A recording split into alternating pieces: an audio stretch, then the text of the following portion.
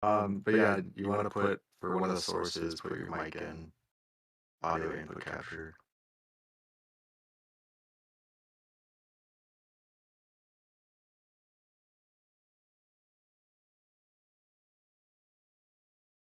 Dude, all I can say is I made out like a bandit so far. True. And you complain about not having any money. Dude, yeah, I know. That was like part of my goal. I'm like, yeah, I'm gonna try and get a bunch of money right now. It's kind of wild that we, oh, hey. Is that better? No. No. You're doubling. I'm not hearing at all. Properties.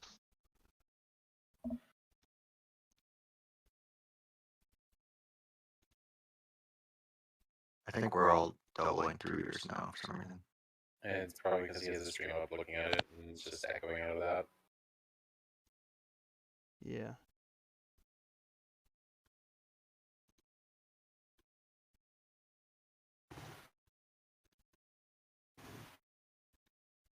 It was working fine.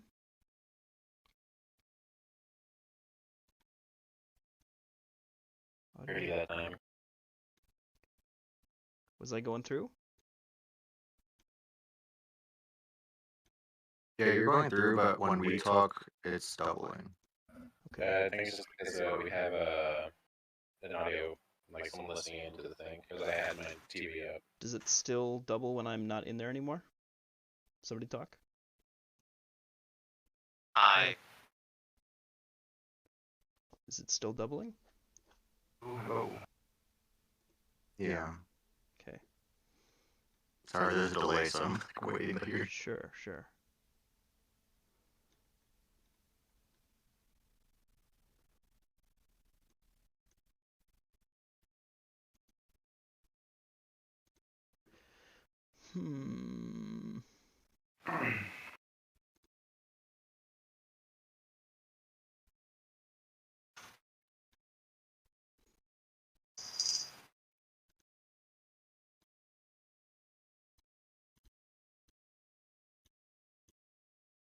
Source settings.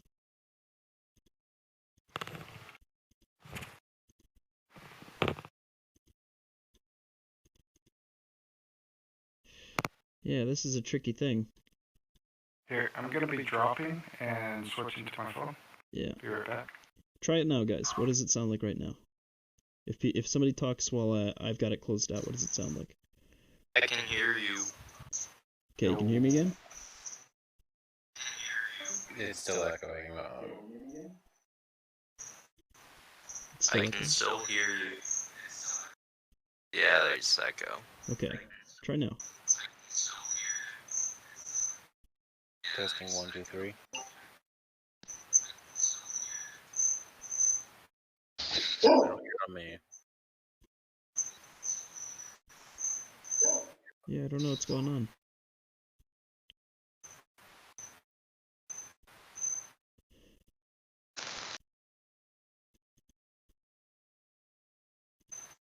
And things were going so nicely, too.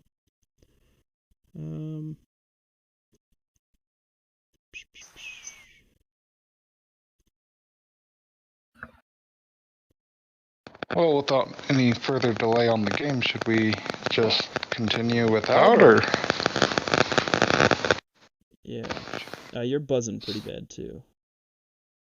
Oh. We'll figure that out later, I suppose. It says my input's working, though, now. Somebody else try talking. Is my bike any better now? Yeah, you sound good. Yeah. Yeah. Okay. And I also tested out your mic thing. Yeah. I'm not hearing any echo right now. Oh, we're good on the stream. Woohoo! Very good. Okay. Go team. Yeah. All right. I think so. Beautiful. Well, then we'll go from there. All right. Fantastic. So you just regaled Banobi with all of his Yes. tales of Mr. Wales. Yes. And then you went back to Al Bahar to Yes. see if he was doing anything on the way back Who is to now think. approached the Cactus Milk, the bar that you guys are hanging out at. I Is it- thought it was Dabakar. Oh, that was right. Yeah. Yeah, you met with the Dalbakar, and you were telling them that you were about to travel, and they seemed interested in the prospect of new information. I gave what kind of information they're looking for. What kind of information are you looking for? Like overseas, I believe boarding the new big ship that just landed. Well, I suppose it depends on where you're going. Are you headed? We're trying to expand our grasp on things locally. Any information you got about any interested parties in other major players in the game trying to undercut us or something like that? It's always a good thing to pick up on. Any interested nobles of any sort or clients of great position? Not that you should ever, step on our toes as far as marketing and things like that go, but you know what I mean. There is a man here claiming to be a fake Given. Would that be information? What does he want? He's hired me and my buddy for a job. I see. And it's the first.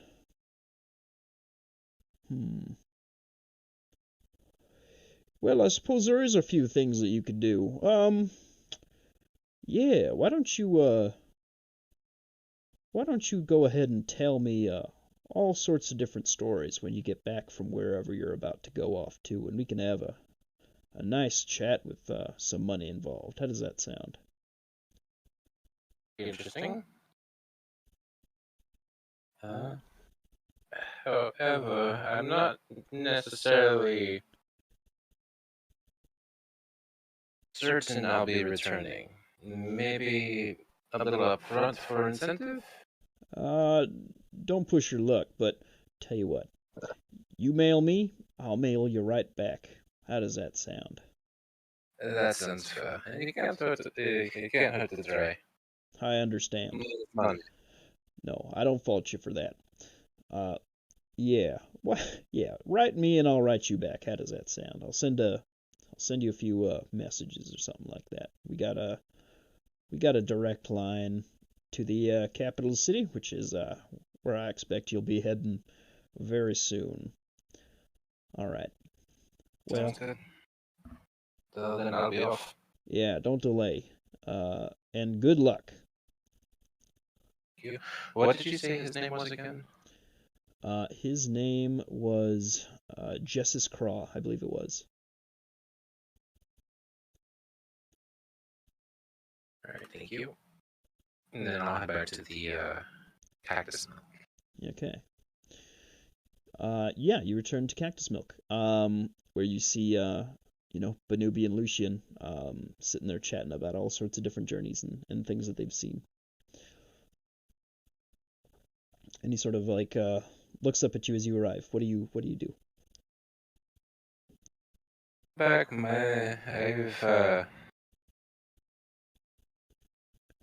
talked to our families and let them know that we'll be off. And I'll tell Banubi his message from his father. I just can't remember what he said. Sure. I'm sorry. Basically, They care too much. They care too much.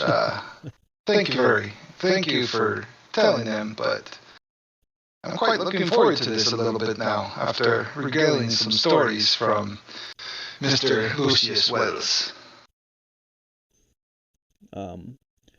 Lucian will stand up and say, "Well, boys, how about it?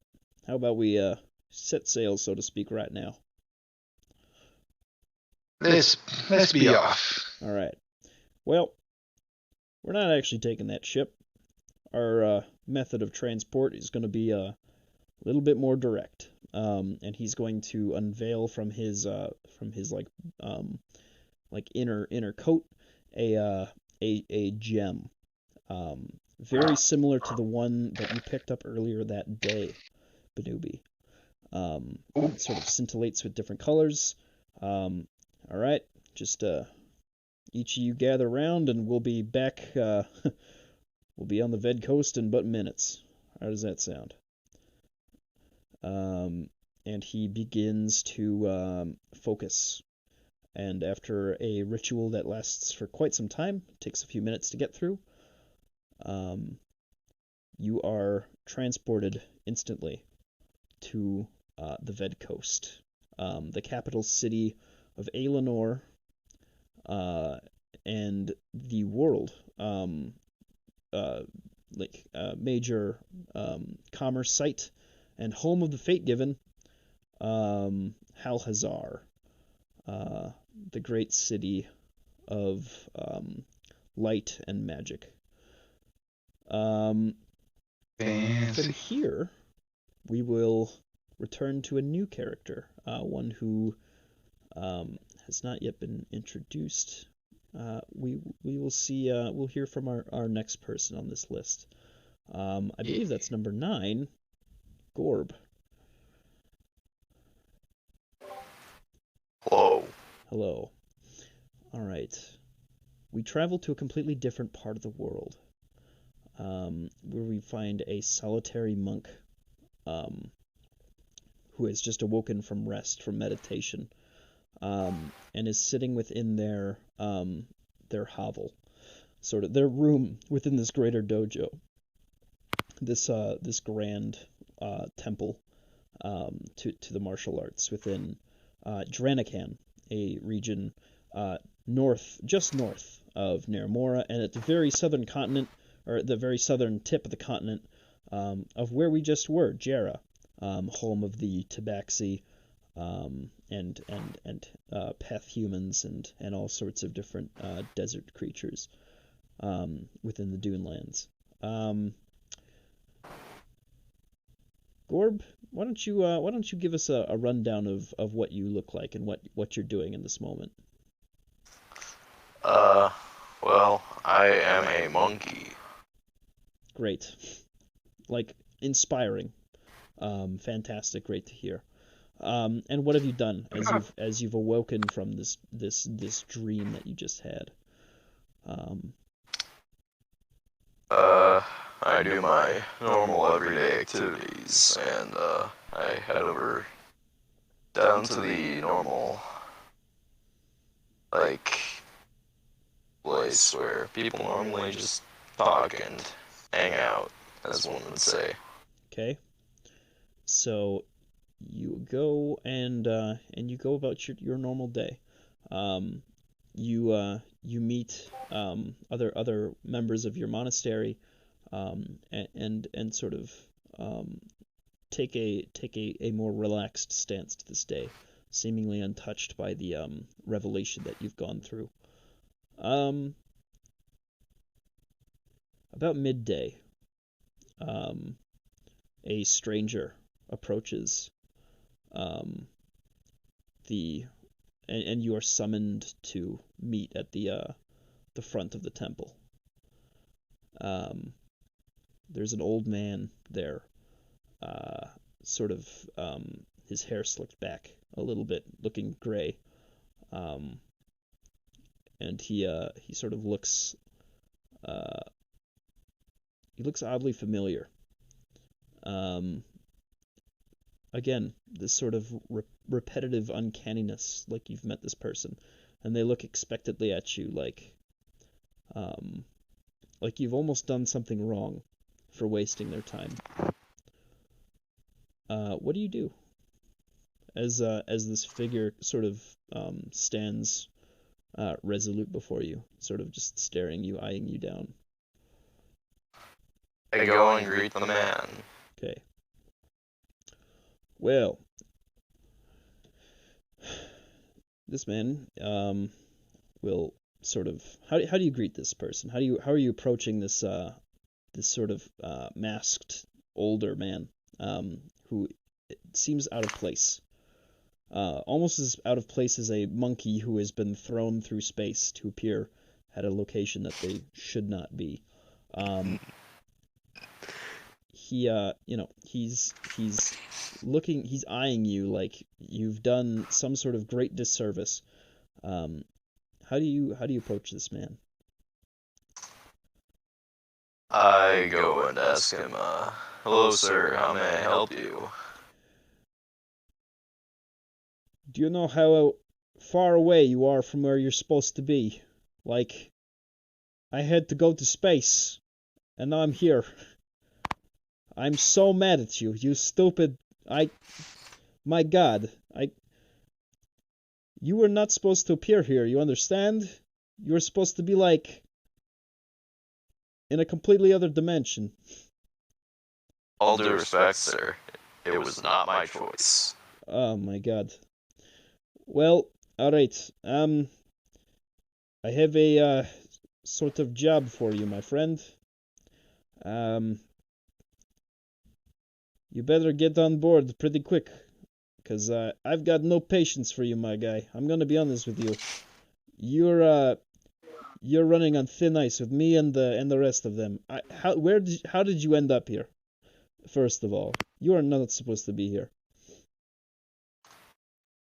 Well, my parents, kinda shot out give me a sec here. What are you about to say? Because this is not what your backstory is. This is psychotic. Alright. Sorry. Oh my God. Alright. Pull it together. Pull it together, you Yeah. child. Yep. Alright. So, basically, I was found by a, different monastery than the one that I'm currently in, at a young age. And I, like, grew up there, so to speak. But after a while, I just kind of got sick and tired of their ways and over here I don't to think this town. I don't think you understand what I mean. I mean, that's great, but you're, like, not supposed to be here at all. Like, on this planet. You should not be here. I had a ship ready to go to get you, and I spent all that money to do so, and now it's completely pointless. My apologies. How did you get here? Listen, all this martial arts, good for you. I'm sure it's gonna be great. Why are you on this planet and not where you're supposed to be? I don't know. My parents just kind of appeared here. Oh, your parents appear. Oh, well then, I'm sorry. All blame is away from you. That is not your fault. Listen, there was this whole thing. I was told that you'd be a certain. Listen, I am so sorry. I was told that you'd be a completely different location in this place. It was in the prophecy. I am so sorry. Listen, Gorb. You're coming with me, and you've got no say in this.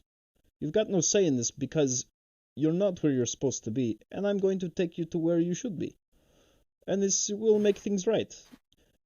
Now, if you like, say goodbye to your friends here. That is fine. But we need to get this ball rolling, you understand? We need to go. You've got things to do. I've got things to do. I can't be expected to stay here, walking around the country looking for a single, like, monkey man. Like, look at you. Come on.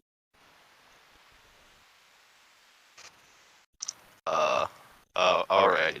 I guess I'll say goodbye to my friends and go piss off my enemies. Okay. And this sort of masked man, like, exits the premises. And you go around, you see, the, kobolds, that you grew up with here. They've aged much faster as you have over the years, so they're all a bit older, compared to, your relatively young age. you see Igsh, your gold orc friend who sort of helped you in times of illness and things like that, and Manola, and you have your different goodbyes, but eventually you exit the monastery that you spent so many years training at. Looking back on this hill, this hillside overlooking the water, and you watch as this figure pulls their great ship, this flying extremely fast vessel that flies just a few feet above the ground. This sort of airborne boat, very very sleek, very small, kind of rolls around and pitches its back end towards your direction, and a like ladder is extended towards you, that form a flight of stairs. And you read on the back of the ship the errant blood moon, written on this as the name of this vessel. What do you do? I climb on the ship. Okay, yeah, you ascend the ship. You sort of find your little position on board, and watch quickly as this ship rips extremely quickly away from this region, and you are flown at an incredible speed, faster than you've ever seen anything before, as you circle almost half of the world in a very short period of time. And Ian, I'm sorry that we had to do yours so soon, but you are a new addition to the group that I did not anticipate. It's all good. Next up, we will go to Scribe, even farther away from the rest. A frozen wasteland we find ourselves in. A metal man standing amongst the snow on a campfire on a frozen beach in the mountainsides. Scribe, you've just woken up here from your half rest. Your time as a adventurer of these frozen lands has been interesting, to say the least. What are you getting up to after you've had this this vision? Well, as soon as I get outside, I just basically like Y pose at the source, like the sun's like, I rise with the sun, a new day and a new trial upon us. Nailed it. What to do today? It seems a new prophecy.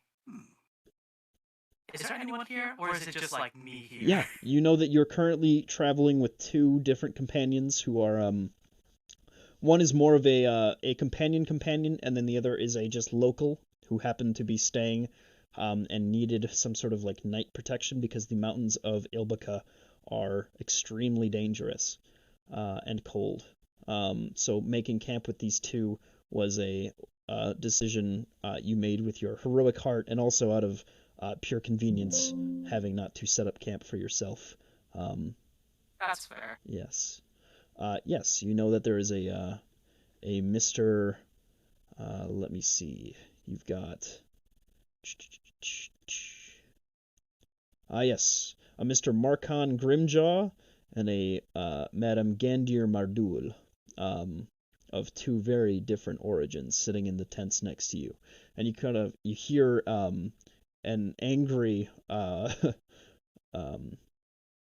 Marcon yell, "Alright, be quiet! We're trying to sleep here. Alright, you're absolutely too loud. It's too early." He doesn't know what time it is. It could be noon. He is within his abode, yelling at you through his thick hide tent. Is Marcon the companion, or is he just like the person who just decided to come? Marcon is a explorer of these parts. He is the person you have found again and again, and have sort of built this a sort of half bond with. He is your companion in these parts. Come now, Marcon, you must realize I do this every time. It doesn't make it less annoying.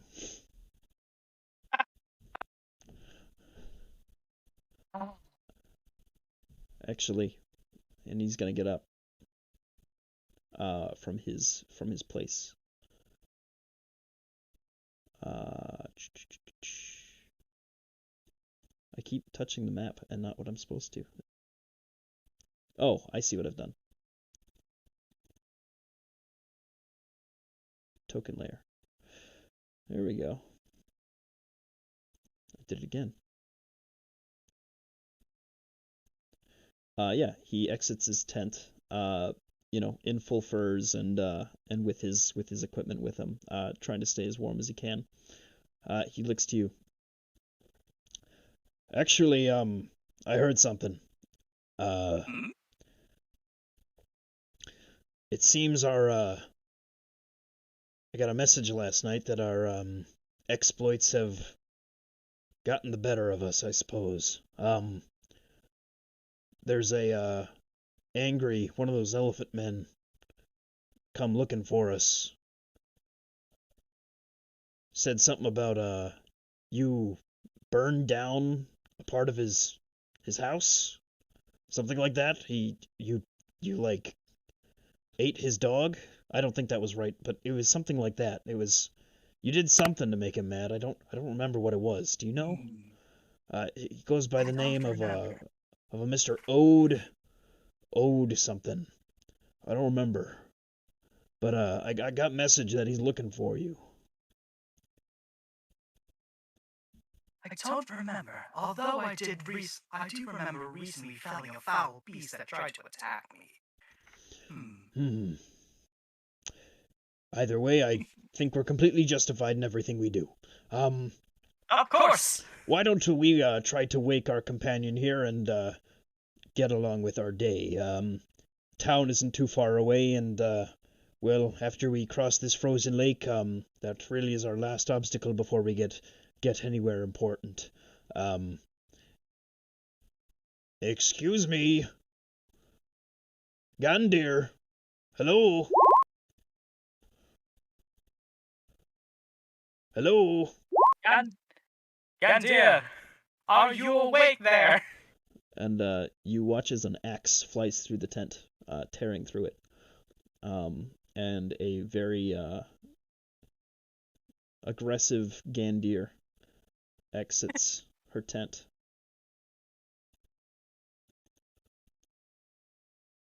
Do we still have an echo, guys, or what's going on with the echo? Or is it just Scribe that's echoing? Am I echoing? I'm pretty sure it's everyone except you has an echo. Oh, really? Then we've got two audio sources. I can fix that. Got it. Thank you. All right. I just Hopefully thought it that really fixed. fit freaking Scribe. It was like really robotic for him. It Was it? It was cool. It was good? Okay. Well, hopefully that fixes things. All right. Yeah, Gandir comes out. You know her to be actually part of the High Guard, the Mountain Guard. No more echo? Perfect. I had two audio sources and I didn't have one for me originally, so we have fixed those things. Yeah, she's part of basically the local militia. She works directly for the king of Ilbeka, as some sort of wandering lawkeeper. She exits and sort of looks at you with a harumph. Well, I suppose we got enough sleep, but surprisingly, you two are very loud at night. I mean, it really is something. I've never heard such snuffling noises in my life. Absolutely abhorrent, you two. And you don't really know what she's talking about.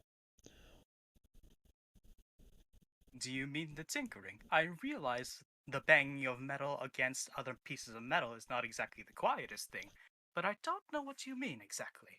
All the stomping around and the weird groaning noises coming from you? No? Was that not you? The stomping? Maybe. Groaning? No. I've got a little bit of the IBS, but nothing like that. No. I don't really know what you're talking about, to be honest with you. Can I make a perception check? Like, is there something around here that Yeah, might make a be doing perception that? check. Yeah. Yeah. Yeah, you see footprints. They're big and wide. They look like they'd been around this place recently.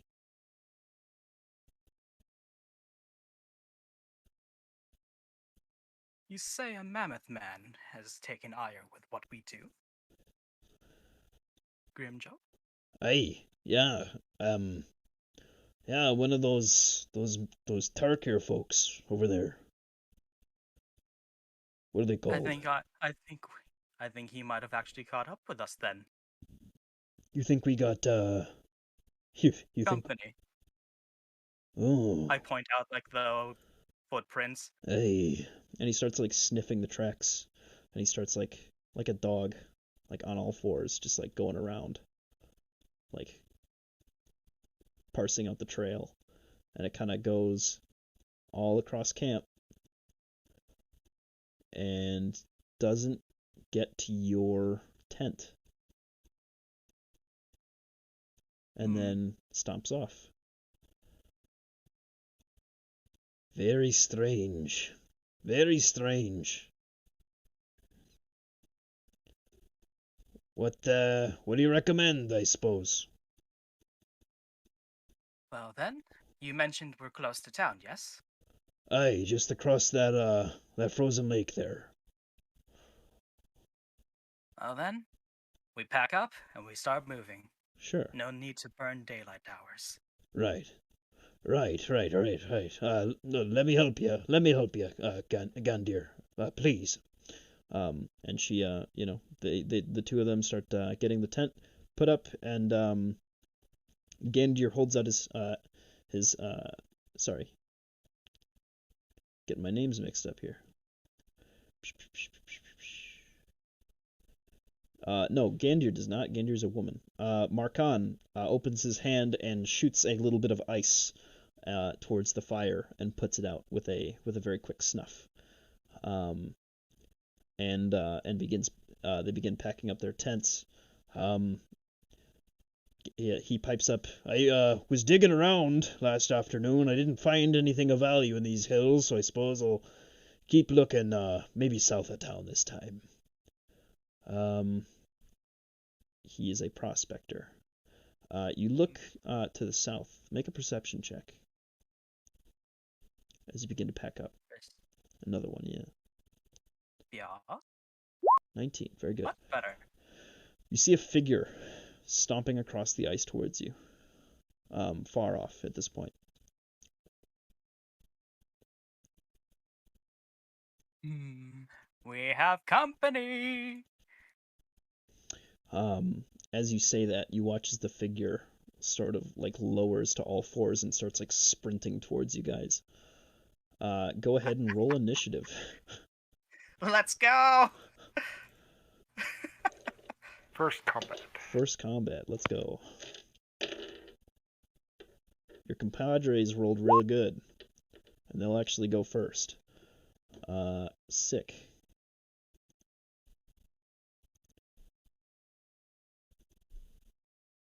I gotta make sure I get to the right one. Layer token. There we go.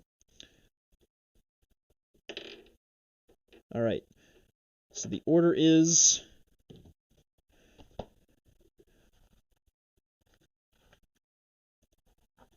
you've got Gandir going first, Markan going next, you, and then finally Oed Benda, the very pissed off Loxodon, who you had wronged at some point in your heroic past, gallivanting across the Ilbakan mountain range.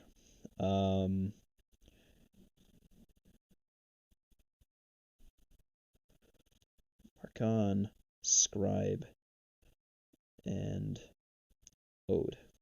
All right. On their two turns, they are going to let's see. Gandir is going to go ahead and take a shot with their bow, I believe. Yes. No. Sorry. Gandir is going to go ahead and roll up and start to run towards the rushing target. And with their limited movement, is going to get as far as 50 feet.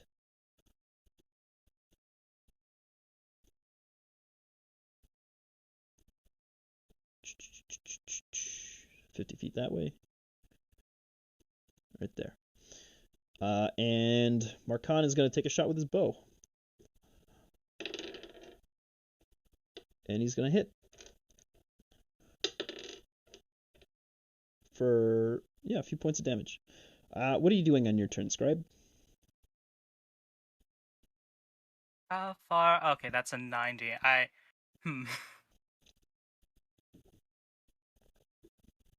I'm just gonna like walk over here, like walk my normal moving distance, and just like showboating like, "You want me? Come get me!" And I prepare an attack when they get to me. Gotcha. All right. On their turn, Ode is going to go ahead and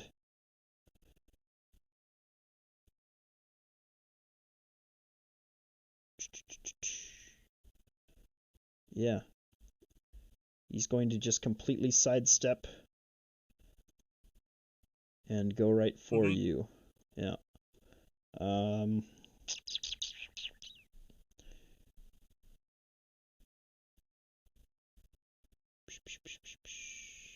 Instead of trampling, yeah. He's going to try to trample you at the very end of his turn. So I need you to make a strength save. Actually, I'm sorry, an athletics check or acrobatics check. That's my bad. Oh, okay. Athletics. I have no acrobatics. Well, you absolutely roll this guy. Yeah, he like you push him back, like you grab his two tusks as he like is rushing towards you, and you just look so like happy that you've overpowered this giant force that's come rushing towards you completely. They slip on like a popsicle or something that you left on the ground. No, I'm kidding. All right, that is Ode's turn. He done goofed. Can I do the attack that I readied? Yes, go ahead. Yeah. That probably doesn't hit. No, it does not hit. Yeah. Oh well. All right. In an angry flourish, our heroine Gandir is going to rush up behind and smash this guy in the back with her warhammer with advantage flanking. She rolls pretty good. She hits him with a pretty great blow, so he's not looking good. But he seems to shrug it off to an extent. All right. Markan is going to take another shot with his bow and miss. Scribe, it is back to you. And nothing else to do but swing. Sure.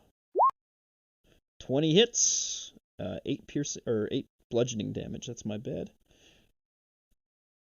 It's fine. I switched my weapon a while ago. Sure. On his turn, then Ode is going to bonus action Second Wind. Try to get some hit points back. They get a few. And then they're going to go ahead and attack you and then action surge for a second attack. Let's go. Let's go. And completely roll like absolute shit on both a 3 and a 2. Not looking great for him. Once again. Go ahead. It is Gandir's turn, sorry. That's an attack with advantage from behind, which actually misses. A shot from Markan with his bow, which is another miss. It's back to you, Scribe.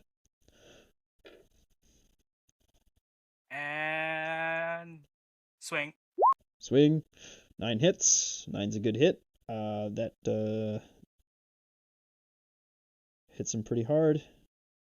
He's going to go ahead and take a single attack at you. He whips out this massive axe that he's wielding, and tries to like cleave you apart with it. That is a total of 15. I assume that does not hit. Nope. Nope. All right. Then going up next, it's back to Gandir, who is going to take another attack from behind with advantage, and that hits. That's a pretty good solid hit on them. She smashes him in the back of the leg with her hammer, and he kind of falls down to one knee. Markan is going to take a shot with his bow and miss, not able to penetrate the Loxodon's dense armor and hide. It is back to you, Scribe. Alright, it's time to get cocky. I'm gonna two-hand my Warhammer. Nice. And time to swing with advantage. Yeah? Yeah? Oh, that's great. And a crit? Okay. You decimate this attacker. Smashing with them with this warhammer. Describe to me how you slay Oed. So as he keeps on trying to like do great swings and just overreaching like an amateur, I'm guessing, I take advantage of like a weak at a point where he's just gone a bit too far, and then just as I'm getting cocky, I just rear back and do the same as him, but I actually manage to land the hit and just knock his head like at a right angle. With a sickening crack, he falls onto the ice, bleeding, his body, still just about instantly. Your party, how do you react to this attack and very, very effective fending off of this enemy? It is not the first time this has happened, but, well, it shall not be the last. Heroics are not always appreciated. I go to take his weapon. Yeah.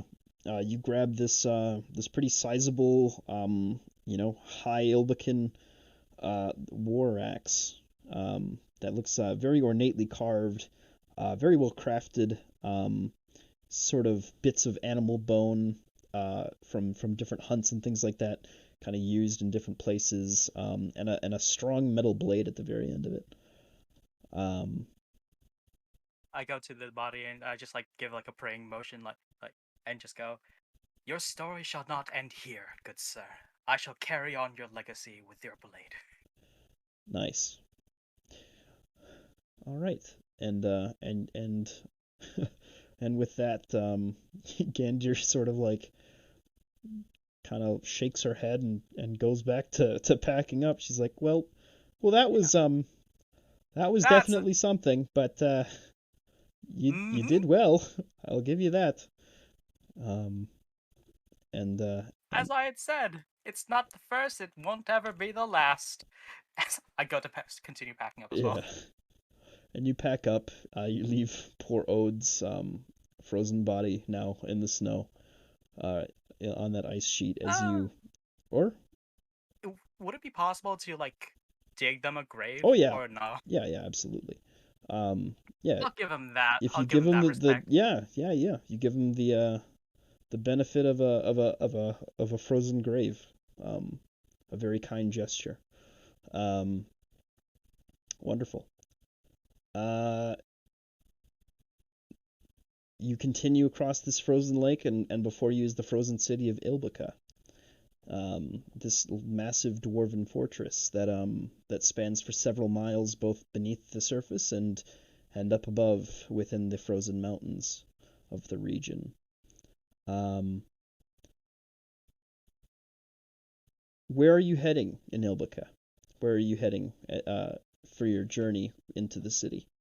Um, you know this as a place of great works of craft, of industry, of nobility, and also merriment. There are a lot of good times to be had within this massive city, um, as well as a lot of business to be done. What is your business in the city? What are you looking for? So I don't need to eat. So that's I don't really care for money beyond can I use it to continue tinkering with stuff. Sure. So I'm heading to the forges and or where like where the tinkerers are, like the people who make odd weapons are. Hmm. And you do, and you continue into this massive array of forges. And as you start to get into the more intricate levels of the city, you start to see its more industrial side as these massive cauldrons of molten metal start pouring into these great machines, these great casts that have been made, these assembly lines of different races and creatures that are working side by side and producing great works of construction constructs, and machines that will be used in lands both domestic and far from here. Um, and you finally make your way to a little nook deep within this array of industry, to a small nook where particularly interested craftsmen work on the smaller machines, the more intricately designed creatures that have come to become very commonplace amongst the higher level members of government positions, used to, as either secretaries, defense robots, things that are creatures that have become like almost sentient, and the craftsmen who make them. The exceptionally crafted clockworkers, and metalsmiths of the city, gathering as sort of complementary interests in this craft. Um, and as you enter, a whole lot of eyes turn to you, in sort of like in interest and also confusion, and an array of different looks as you enter the space. What do you do? Just at a cursory glance, is there any who kind of look like they got into like they got an injury on the work so far into the day, or like from yesterday and stuff like that? Um, I was kind of hoping to trade a bit of like bit of work for like a bit of advice, like healing for a bit of advice or help. oh, sure, I see what you mean. Yeah. Yeah, there's somebody who looks like they've burned their hand, like putting together like a larger like a mechanism, like welding it together. Um, and you sort of walk over to this man's actually a mountain dwarf, and he sort of looks at you as you approach. What do you say to him?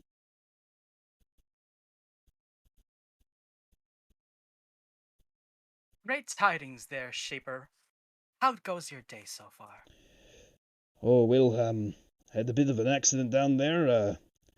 Looks like these two fingers aren't gonna be separated anytime soon. And he kind of shows you, and his two fingers have been actually like fused together a little bit, from the burning. Um, Looks like a pretty serious burn that he's not taking too seriously. Such is the way of the craft. What about yourself? How's the day been? It has been entertaining, and I've been able to test myself already. It's been a good one so far. Good. It's always Has it's always good to test one's mettle. You know what I'm? And he kind of smacks you on the belly. Yeah. I was actually hoping. I noticed your injury there, good sir. I was hoping for a bit of a trade, if you will. Trade of what? A trade of your skill for a bit of healing. Oh well. What's the project? I'm eager to hear what you have for us. I bring out my great ham, my warhammer Mhm. and my shield, and I'm gonna say, I was hoping that you could actually help me. I was hoping to be able to actually turn it into to combine these two in emergencies when I need to give it a bit more heft. Into like combine like make a mega shift warhammer with a great hammer. To add your shield to the warhammer So like combine them to a to make them into even like one bigger hammer. piece. I see what you mean. Yes, to make it like heavy as fuck, so then it Sure. hits harder. I suppose I could try my best at it. Go ahead and do your magic there, and I'll get going right away. Why don't you leave those two with me, and I'll by the end of the day have something for you to take a peek at. 1 second, sorry.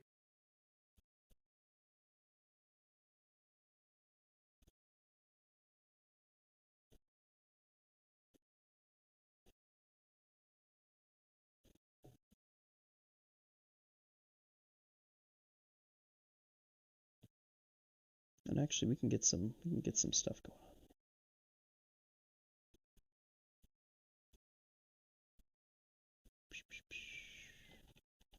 Sorry, family came up to ask for something. All's good. Okay. I'll leave him my warhammer and the shield, and then I'll heal him up. Awesome. Yeah. Yeah. You heal his hand. You watch as his two fingers separate, and his hand goes back to usefulness. And he, kind of wrings it out as you finish healing him. He looks very grateful. You leave your weapons with him, and he issues you out of the quarter. As you leave, yeah, a few like of the little rock gnomes that hang out here, kind of look at you with like curiosity and interest, as you exit. Um, where do you go from here? What do you do?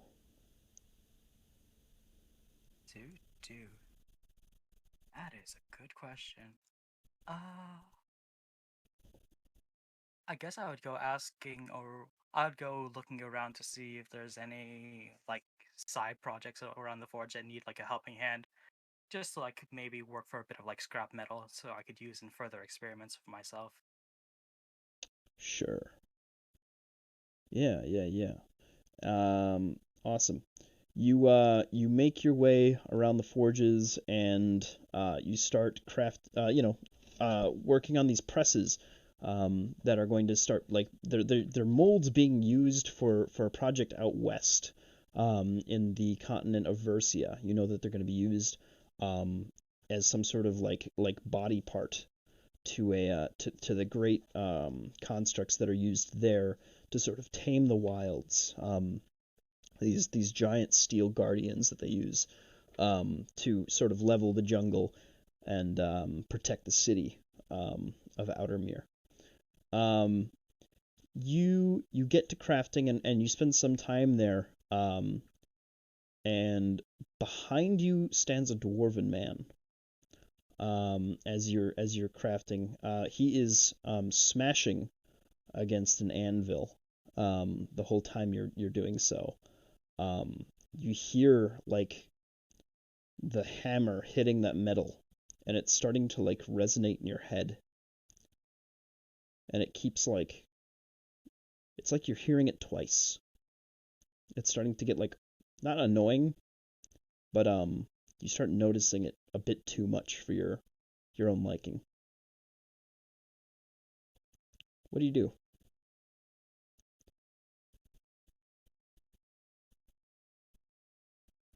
I so underneath so my head actually spins to, instead of like a smiling face, now there's a bounce.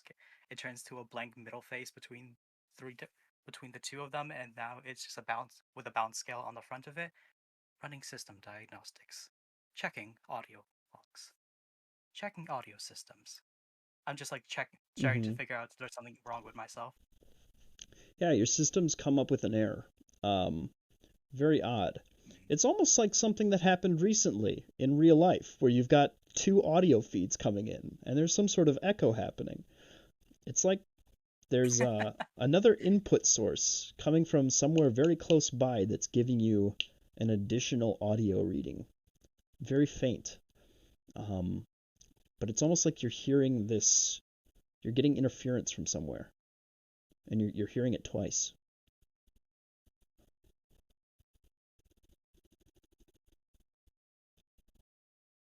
Audio errors located. Source unknown. Find source. Yeah. Go ahead and make a perception check.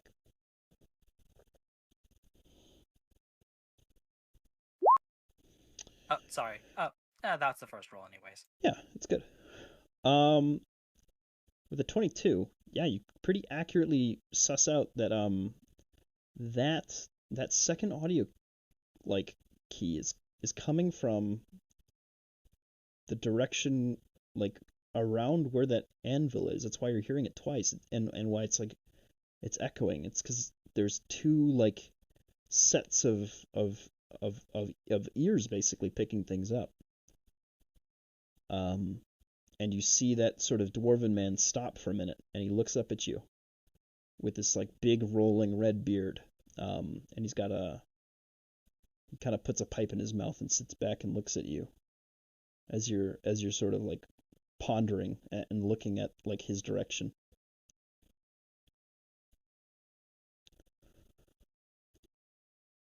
What do you do? So he's I guess I would try to walk away to see if like the source of the ringing gets any quieter for a little while, and just like testing to see if he is actually the source, like just wandering around. Sure, yeah. And as you leave, he sort of like kind of shakes his head a little bit and starts hammering again at the metal. You watch him take this like long sheet of steel that he's been working with, and dunk it into the water. And as you start to walk away, you hear the hiss of the steam as he tempers that blade that he's been working on. And it's sort of the steam it like lingers for far too long, like he's heated it up like painfully hot. But it stays the same all the less. You know, it forms that solid blade. Albeit there's something odd to what he's making. It seems like the metal itself has started to like it's almost taken on a red hue itself. It's very strange. But as you walk around and take different positions, yeah, you recognize that your audio like source is coming from that position specifically, like somewhere around where he is, and you don't really know what's going on.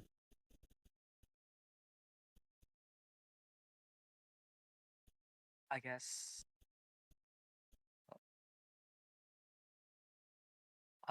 In that case, I will switch my face to the smiling one back, and then I'll start to make the approach to the dwarven man. Sure. And you approach him. He sort of sits back as you approach, and puts a pipe in his mouth, and he's like, "Well, hello there, son. What can I help you with?"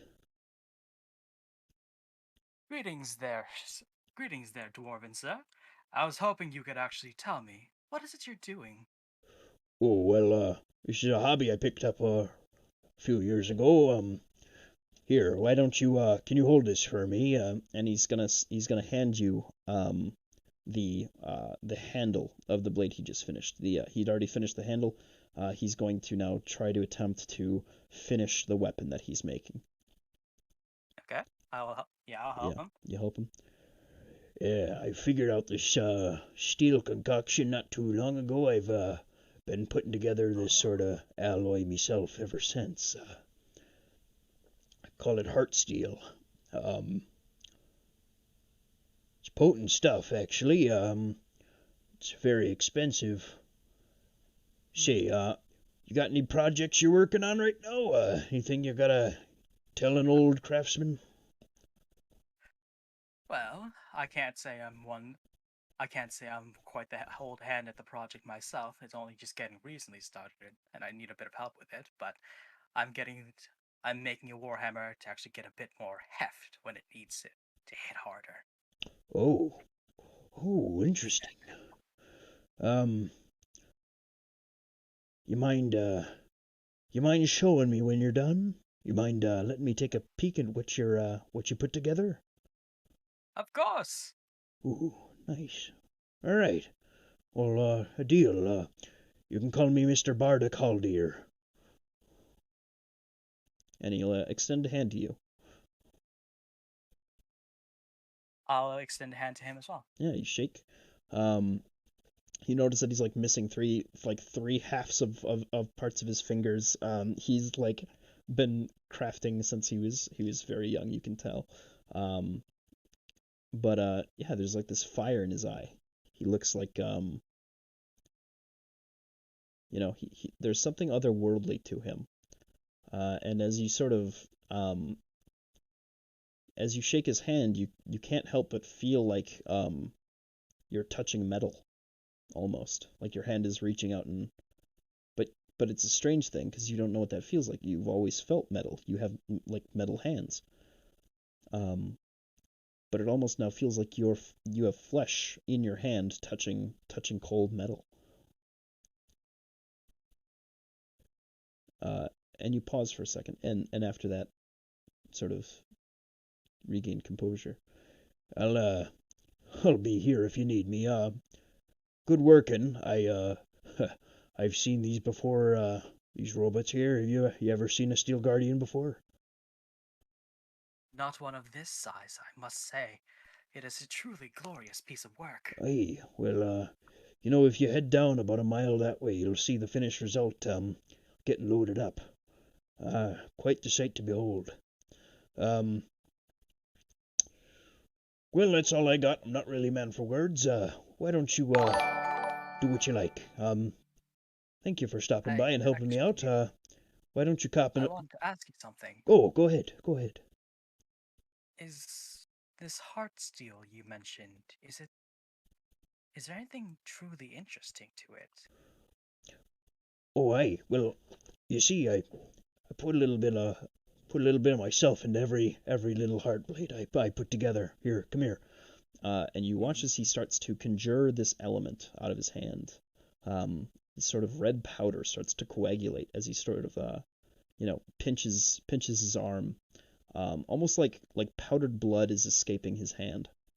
And he conjures a substance that you know to be called far dust. Specifically a red color of far dust. Certain creatures in this world can conjure far dust, this sort of elementally based substance used for different crafting and arcana, purposes. And he has basically imbued this with a metal to imbue it with the element of fire.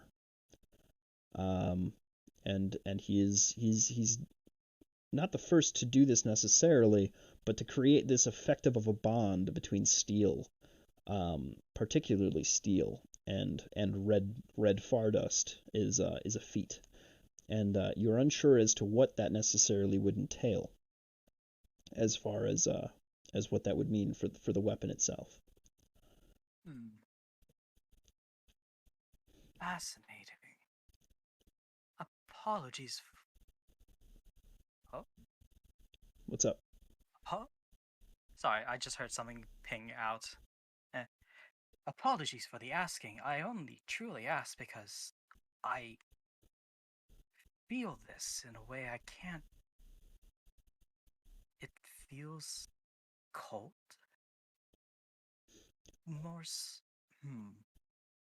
Like how would a person that's never really had like flesh try to describe that? It's like I think that's what we're listening to right now. It's the tricky thing. Yeah. As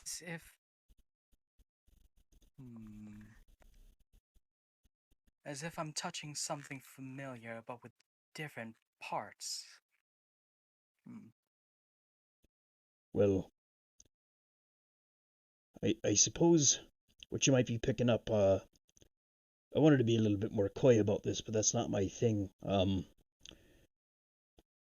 How'd you sleep last night, son? Have anything strange happen to you?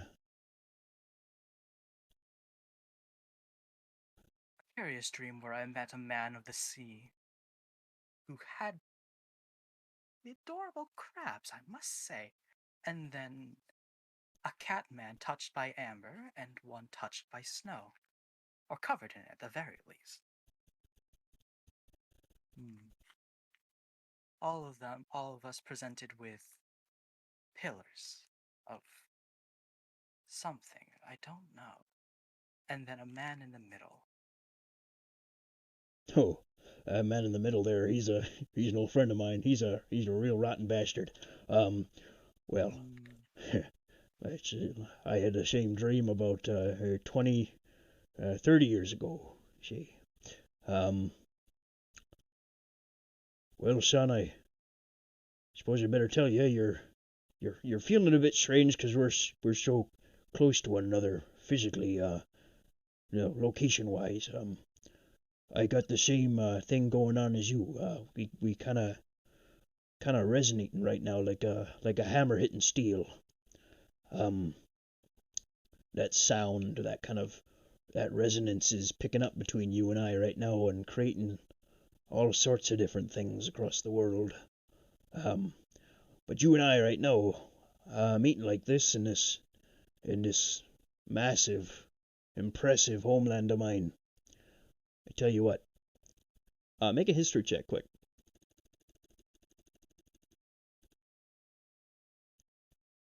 History.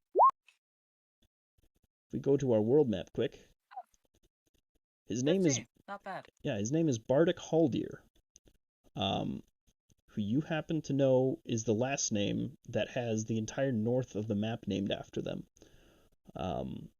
Haldis, the Arctic, named after the person who explored the Arctic. He's part of that family at the very least. Returning back to our location. Metal was a real rotten bastard. Yes, he was. Actual skeleton. Well, son, I suppose we're fate given, you and I. You're picking up on some connection that we have, you and I and the rest.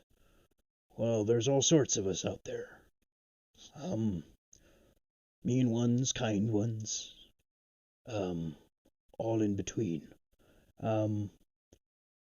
You and I, you seem like a pretty kind fellow, but we all have our stories, I'm sure. Here, why don't you help me just for a while longer, and I'll give you a gift and offer you a journey. How does that sound? I know you've got a thing coming in, but why don't you and I start on some work together, and we can experiment a little. How does that sound? It sounds wonderful, friend. All right, grab a hammer. We got some work to do. Very similarly, I can conjure this red fardust. I wonder what kind you can conjure. And he's going to try to teach you how to conjure fardust to use in your tinkering. So go ahead and make me a maybe a con check, maybe a constitution check. Can I use Ascension for this? Yeah, you can. Yeah, you can. And he'll smile as you use your fate-given boon before him. Okay, I don't know how to do this real quickly, so I'm just gonna roll the normal con and just add +3 afterwards. Yeah. That's all you really need to do. Okay. Ooh. You 24. a pile of this crisp white dust pours from your metallic hand. It just appears and apparates and falls onto the ground. And as it starts to fall into the into the stone tiling of the floor and the metal grating, it starts to bond like quickly with the metal around it, and starts to like assimilate itself within the metal. And he's like, oh, let's gather that around here. No. Let's gather that. Yeah, you gotta hold that in lead. See, it's the best way to keep it safe. And he kind of puts it into this like lead urn. All right, well that's a hefty amount there. That was good stuff. All right, and white. So you're bonded with order, with the laws of creation. I see. All right. Well, I myself am bonded with my passion for craft. We'll see what we can do with yours. How does that sound? Let's start with something small, like would you like a dagger, maybe a small axe, something like that? Let's. I take out one of my javelins. Let's see what we can do with this. Perfect. All right. And you start bonding this dust with this javelin. And after a work day, once you've all finished working with this smith, together you make this law-bound javelin. The steel no longer resembles like a normal metal. It is now a white pale metal at the very end of your javelin, and it's sort of it seems to have like an arcane effect around it, something very potent. Now you be careful with that. That's it's basically a bomb you got there. Try it out actually. Try throwing it at that there. There's a suit of armor there I made. Just chuck it at that. Honestly, it should be fine. The testing phase. Always the best part. Yeah, it should be fun. Yeah. Nice. As you throw your javelin, it actually explodes. It like bursts into the armor and pops a hole through it. And it deals additional thunder damage. To the target. Yeah. Well, yeah, you bond your dust with a weapon like that, and eventually it'll stay that way. Now that time, go ahead and roll me a D100 quick.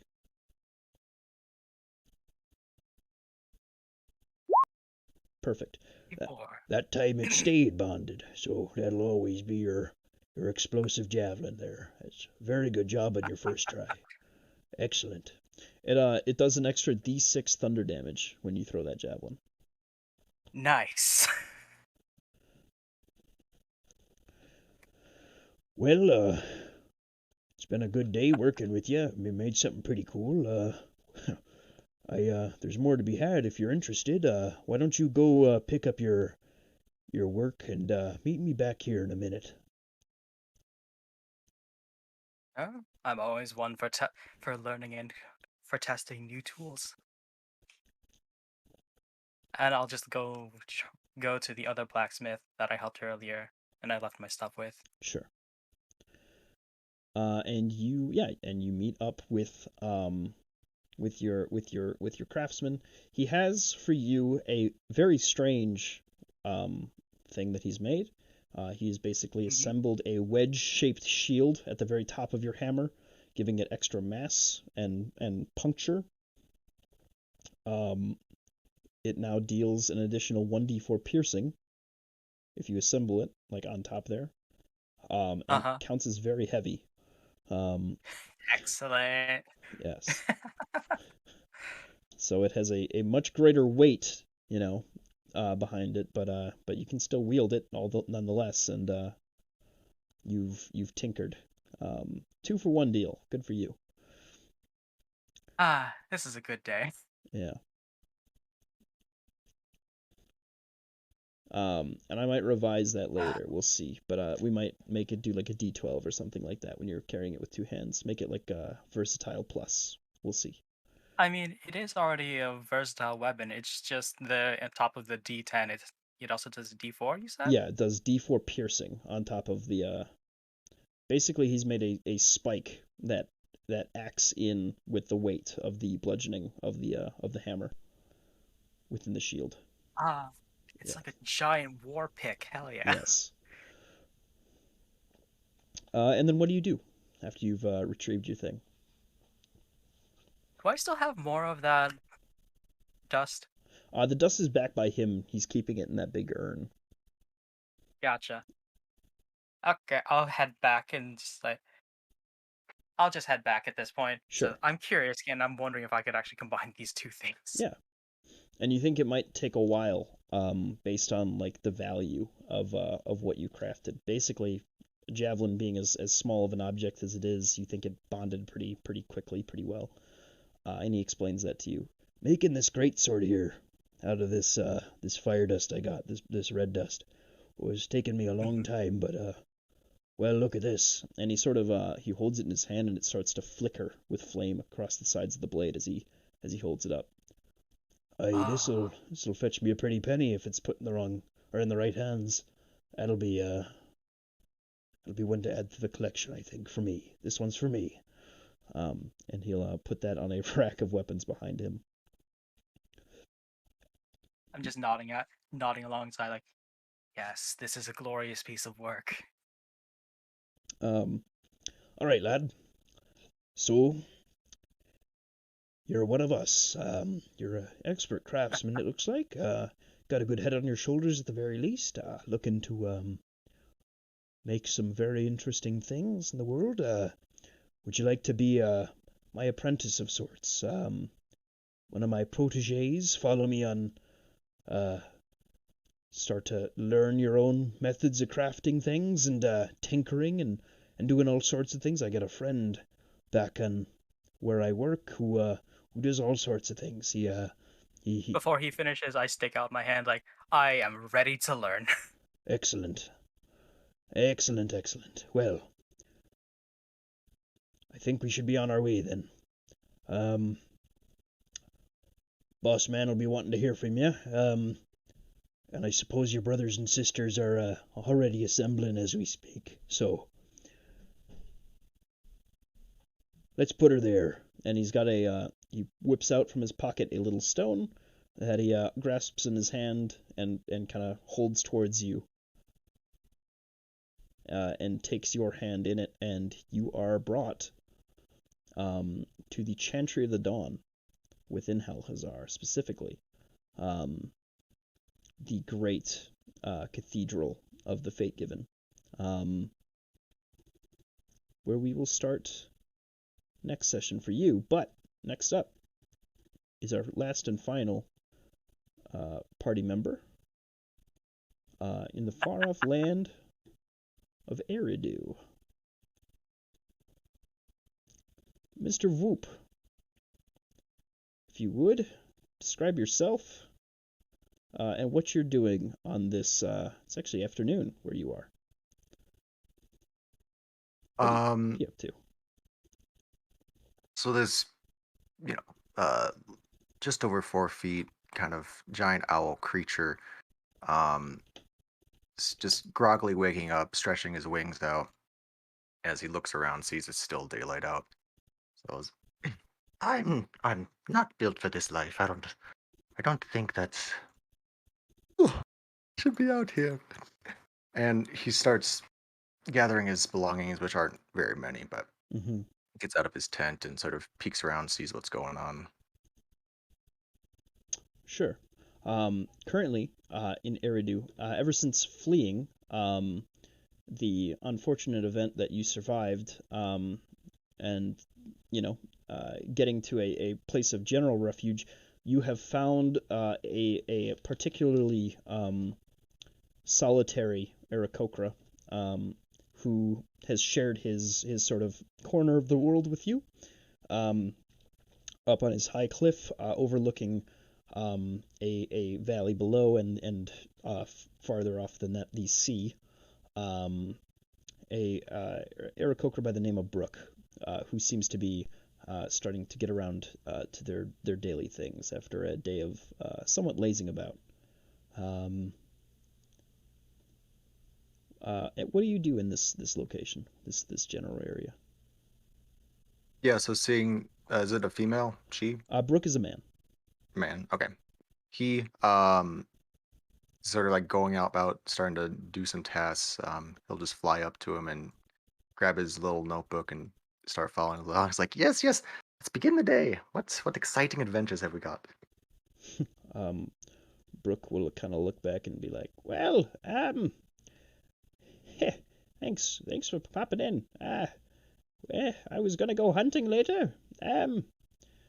Maybe go down to the riverside, see about some fishing. But come here, look here, Voop. I got a message. It looks like your people are looking for you. It says a lady by the name of Aethidine Vildarin is gonna come by sometime today, saying she hasn't found Anda yet. Do you know this person?" Do I know the second one? Do I know the first one? The first one, in your ranking, would have been within the eyes of Cathis, the mage guild that you are a part of, is a rank below, but a close friend to Anda Ambercobble, who has currently been missing ever since the attack from the Ivory Familia that sort of had you begin this journey. From this letter, you've taken it that Athidine Vildarin has first of all located you, and is also doing fine. You were unaware of the fate of a lot of members of your group, but that message has kind of filled you with hope that there are a whole bunch of survivors from that event, or at the very least Athidine, who is a higher ranking sort of member of the group. Yes, yes, perfect. Wonderful news.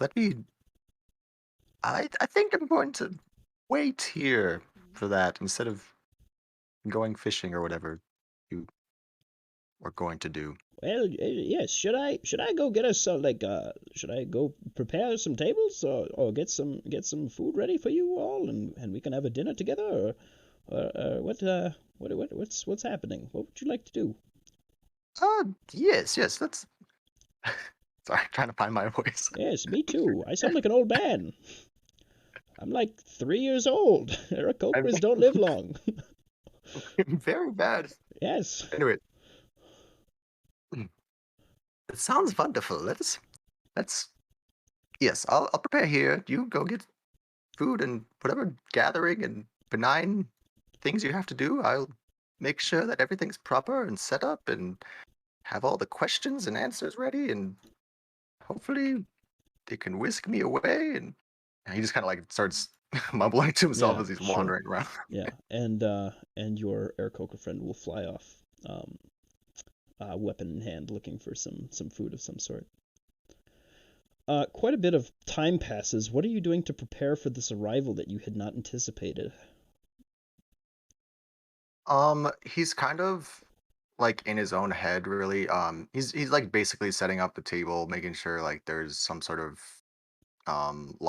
basic lodging just in case, but he's very lazily doing it. He's focusing a lot more on his inner thoughts and just thinking about what happened in his dream and sort of the grand scheme of things. If that, like he's kind of shaken up by that basically. Mm-hmm. And so, this is a major thing that's happening. He recognizes what the letter and like this meeting is about, but he also recognizes that there's other things going on too. So he's just kind of pulling in different directions and in his thoughts right now. Mm-hmm. For sure. Yeah, and as you sort of assemble and get yourself together, a lot of thoughts come into your head, like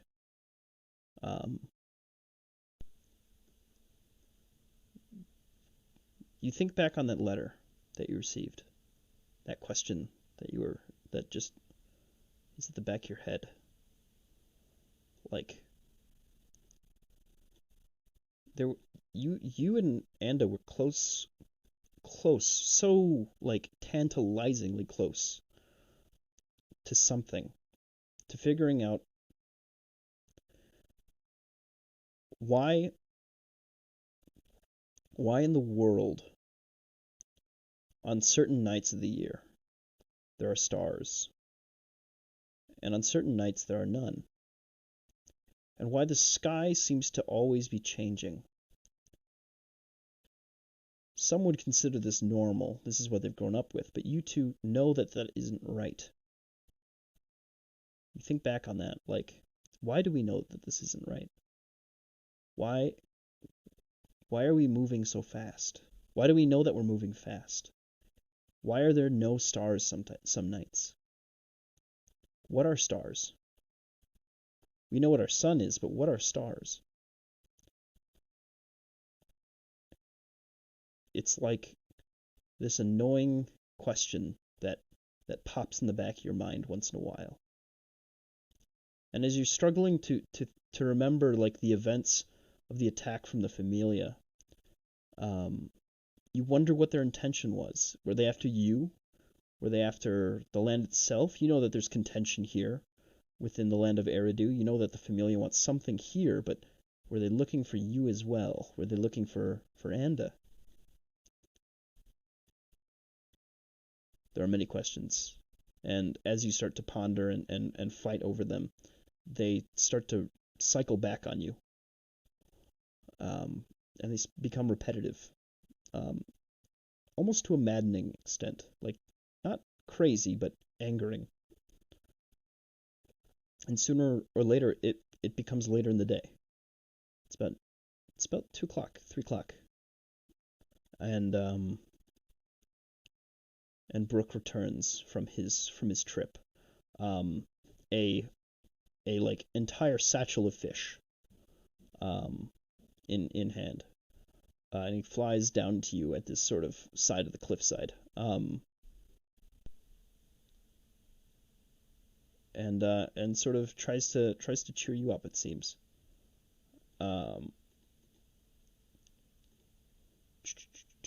Objects and tokens over here. Beautiful. Well, I decided to go fishing, so why don't you take a seat? I'll get cooking, and we'll wait for your company together. You two can sit out here, and I'll eat in my room. How does that sound? You can eat wherever you want. Good. Yes. All right. And he flies off and begins preparing to cook his food, or the food for the night. Walking down the path, not too long from them, is Ms. Veldaren. Oops, I've done goofed.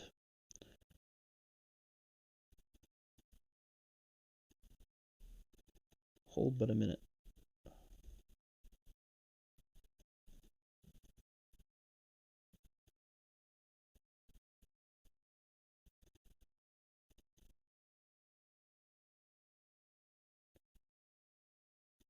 There we go. As she begins to walk up the path, she sort of looks haggard a little bit. She looks tired. Walking kind of slowly. What do you do? Oh, there she is. Yeah, so go to meet her. Say, yes, welcome. I think Athedin? Yeah, Miss Vildaren. Athedine, yes. Athedine. Hello, Voop. Welcome. Yeah, hello, Voop. Yes. Have you happened to hear from Anda anytime recently? Define recently. Well, since the attack, I mean. Oh, no, of course not, no. No, I haven't been able to find many of the others. Truth be told, well, I suppose I should tell you when we've settled in a little bit. I have some things to share with you. Yes. I'll just kind of lead her towards the picnic table thing we got set up. Sure. Bloop, bloop, bloop.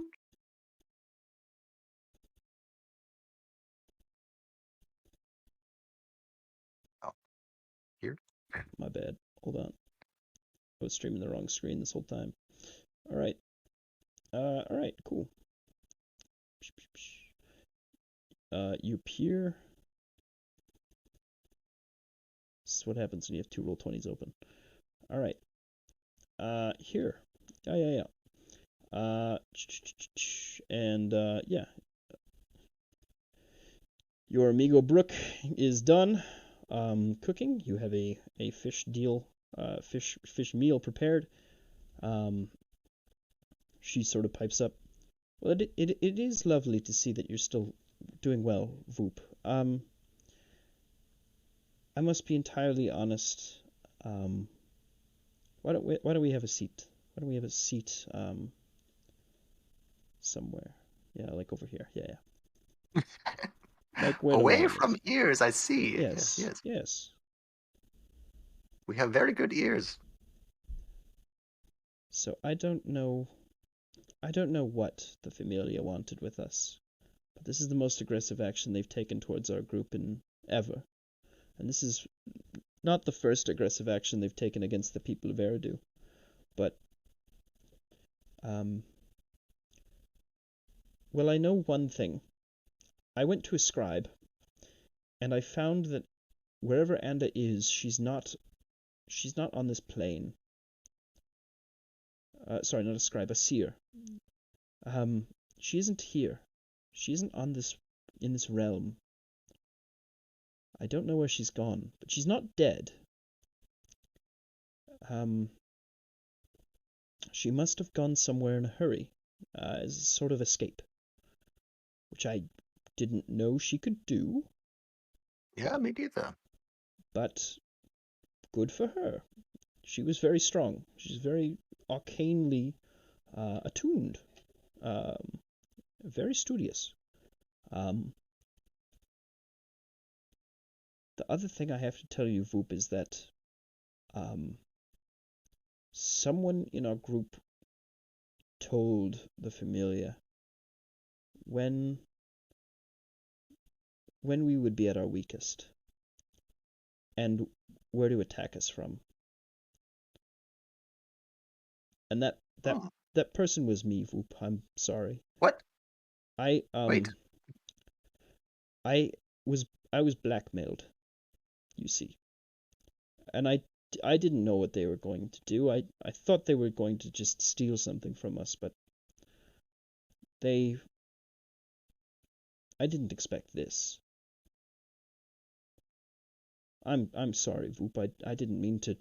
I know you had your own course and things, and you were heading, you were trying to discover your place in the world, and I'm sorry I upset that path, but that is how it is. And I'm here to say I'm sorry. And I'm going to try to make things better.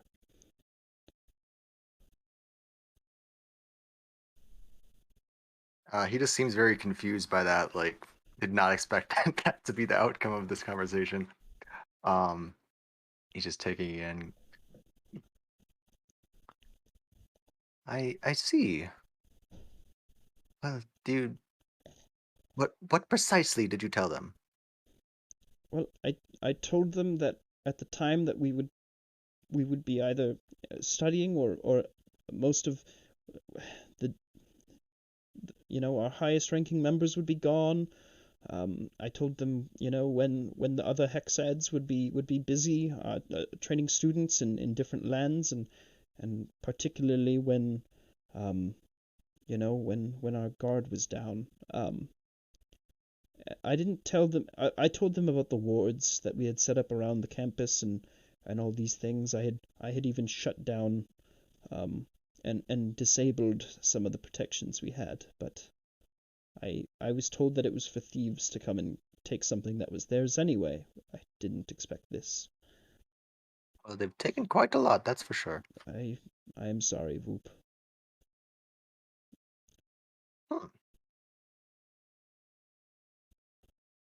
Well, have you told anyone else this? Voop, you're the last person I've seen since then that is a part of our group. I know that others live, but I have spoken to this to no one.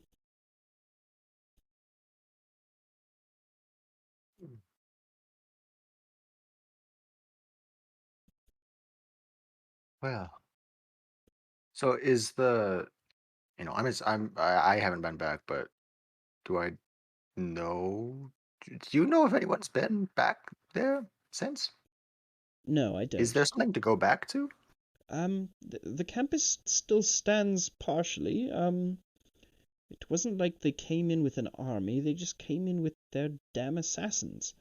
A few brawler types who really, really toasted the place, but um, there's still a significant remnant of what was there, and a lot of the valuable things have been taken from us. A lot of our research has been absconded with, but there are still some things. Now, Voop, I tell you this because I think I can trust you. I don't want you to tell the others. I'm going to try to fix this myself. I know I can't necessarily pay back for, the lives that have been lost, but I'm asking you, please, please forgive what I've done. I can only imagine that if I didn't do it this way, they would have done it anyway. Maybe worse. I don't know. Maybe I'm just justifying. Sounds like a lot of rationalizing for a mistake. Perhaps. Well, what do you intend to do about it then, as a lone woman? Well, I suppose the first thing for me to do is I should start looking for information, same as I have been, and start finding able-bodied souls who are inclined to use my wealth that I have to their own advantage and use them as a means to finding the others across the world, wherever they have ended up. I know some of them are in Eridu. I don't know where the rest are. And I don't know where Anda is. She is my number one concern.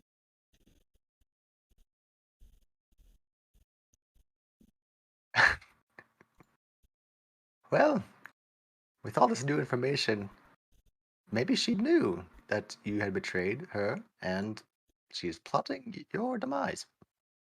Oh, Whoop. I wish you hadn't said that. That was very cruel. I'm just being honest here, okay? I understand. Well, that might be the case, yes. All right. Yes, that might be the case. No, I believe she's out there somewhere. And I'll let her know too, but after I fix things. I'll make my amends. I'll let everyone know eventually. But, Voop, I can't get that done if people are hating me. And I don't want you to hate me, Voop. I'm sorry. I'm terribly sorry for what I've done.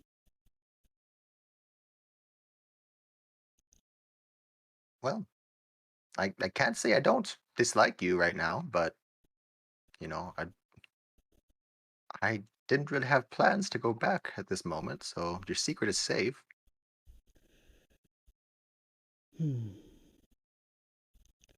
I don't know, it's just going to take some time to get used to how this new way of things is. I tell you what. I'll make a call quick and see. Are you looking to continue your journey, Voop?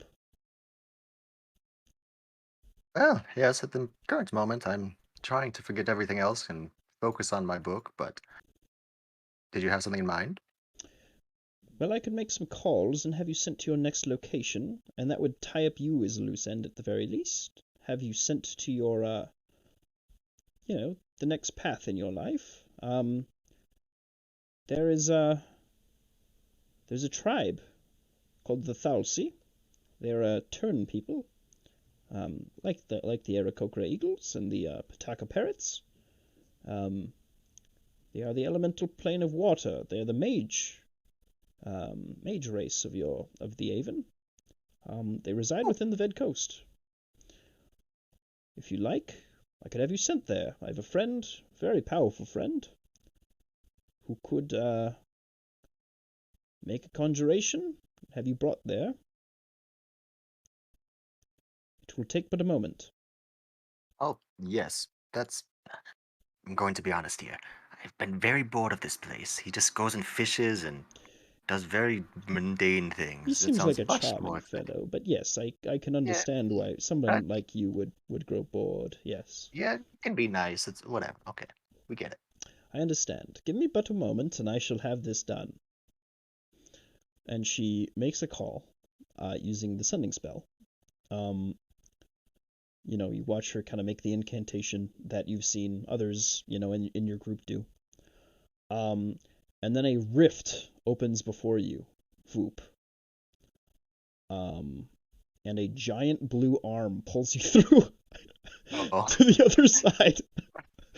And realizing I don't get a choice, I just kind of shout out quickly. make a I think it's a wisdom saving throw. Yeah, you do fail. Yeah. A giant blue arm pulls you through this gate, and she's like, "Ta-ta!" as you are pulled through this other side forcefully, via a very, very scary gate spell. 9th level. Jesus. That was like a banishment or something. Almost comical. Yes. Well, yes. And you are brought to the Ved Coast. Specifically, in your own way, brought to the Hazar Chantry, where a Mr. Goodness gracious, a Vidalcan man will meet you. The summoner of said gate spell, a Mr. Spirit Ode, who greets you. Terribly sorry about that. My spells have been. I've been told that my spells are exceptionally crass at times. Welcome, and I invite you to, well, the next part of your journey, I suppose. I got a little bit of the gist of what you're trekking to find. It is but south of here. We shall make haste. By the way, did you happen to have any strange dreams last night?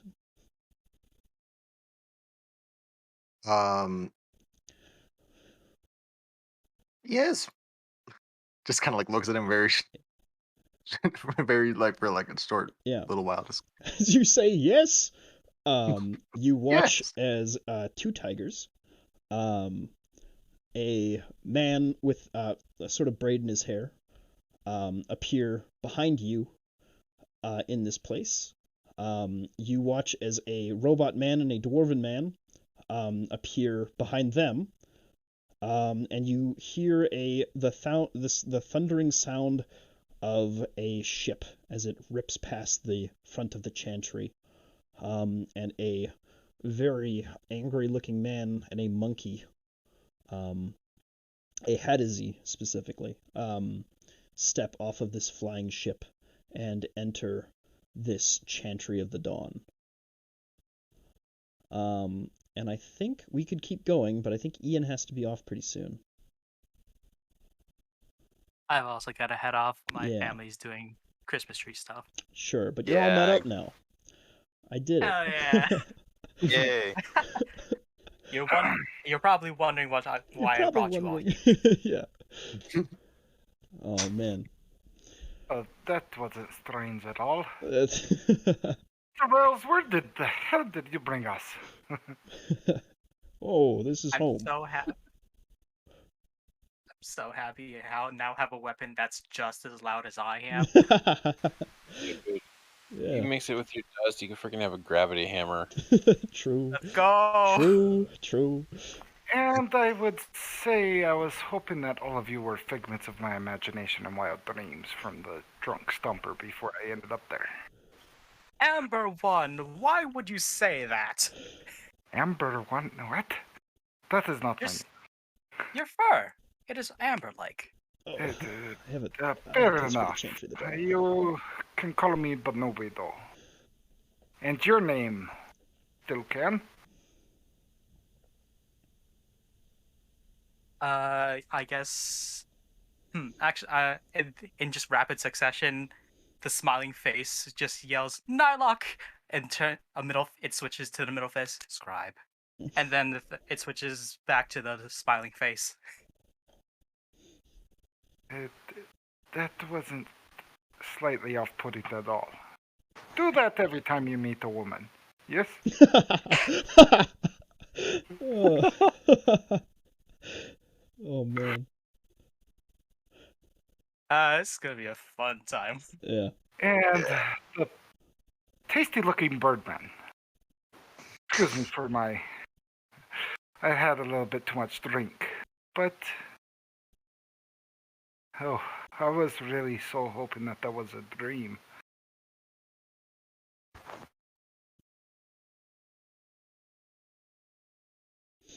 Oh man. So, are we ending it here? Or... Mhm. Yeah. Yeah, I gotta go. Oh, Ian's gotta head off. Yep. Yeah. So yeah, you meet up in this this grand chantry of the dawn, and await your meeting tomorrow or next week Sunday, Mm-hmm. and kind of get a rundown of what's going on, in character, of course, Right. and meet some important people. Question. Go ahead. What was my mother's name again? Your father, his Father is Bendy, but yes, what was the mother name? Aliana Manu. Thank you. And do you know what my sister and father's name would be? Yes, your sister is Dela Bahir.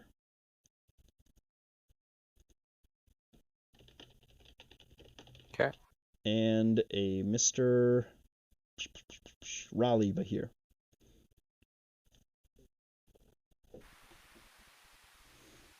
Did I get to keep the Fardust? Thank you. Yeah, you can say you have the Fardust. Fardust goes away after a while. It deteriorates naturally. It sort of starts to bond with everything but lead, but you've got it in a lead urn, so it sticks around. It will start to like pollute the air though that is like kept around, but there's a lid on the urn, so it's fine. It literally bonds with everything because it is everything. You can equate just about everything to Fardust with extra steps. If you need to make oxygen, you can just huff some air dust and you're fine. You'll be good. That's just pure oxygen, basically. You start mixing that with other particulates and you start getting the other elements. Things like that. It's a very strange alchemy. It's, well, hydrogen, yes, but hydrogen I think is if you take air and you take and you even start sucking it out with vacuum. The element. Sorry, I'm just really curious how long it's going to take the Warforged to make a nuke. Well, not too long. You'd be surprised. Yeah. Oh no. Oh no. Yeah. I grow what ever was the name of the closer. city again? Sorry. The city is Where called we- Halhazar. Yes, and you are in the Chantry of the Dawn. Yes. Sorry for interrupting. No, that's fine. That's all good. 1 lawbound javelin and 9 javelin. And 9 other ones. So what you can do with dust quickly is you can scatter it. You can conjure dust once a day. You can scatter it on a bunch of different weapons, and it has a temporary effect. Or you can try to permanently bond it or make something out of it. Specifically law, you can well, why don't I not spoil it? You can tinker around with it and try to figure out what it sort of represents. Oh yeah, the fun part. Yes. Exactly. But you get, you start to think it has something to do with force, or kinetic output. A transference of energy rather than raw energy itself, like electricity. So I have the transference. Yes. Okay. Okay, so that opens up fire and ice effects immediately. Wonder what else. If you work on with other things, yes, you can start doing things like that. Yeah. Yeah, there's a lot you can do with all different kinds of dusts. All right. Yeah, that'll be cool. Any questions anybody has, or anything people want to talk about, or anything like that, or people got to get going? And sorry. For what? Go ahead. I have families doing like putting up a Christmas tree today. Oh no, that's good. That's a good reason to get. That's like the best reason to get off, honestly. No, Ian had to get off anyway. Yeah. He's got stuff going on. So we're in a fairly similar boat. Oh, I was gonna ask if it was like reasons that he had to get off, like school and stuff. Yeah. Following. Yeah. Would it be possible if we start like an hour earlier, just in case if we do go over 3 hours? That way we don't have. And in the future, Ian will. I can just, he can just kind of like fade out anyway, and I can take over for him if we need to keep going, or his character just takes a nap straight up. Okay. We can just keep going. But for this one in particular, I didn't want to go over any core lore stuff without him knowing, kind of, until we get into like the big like overarching game, like what's going on. Right. Mm-hmm. So I don't know how everybody else feels. I just really don't like being I agree with you. on time. Yeah. Well, and the intention was for me to not have a limit on time, but this night in particular, we gotta limit it a bit. Yeah, that's fine. Yeah. Anyways, Life bye happens. people. Talk to you later. Yeah. Later, Take care. That was really fun, everybody. All right. Fun listening to Scribe's story. Yeah. Yeah, and Whoop was interesting, to say the least. Yeah.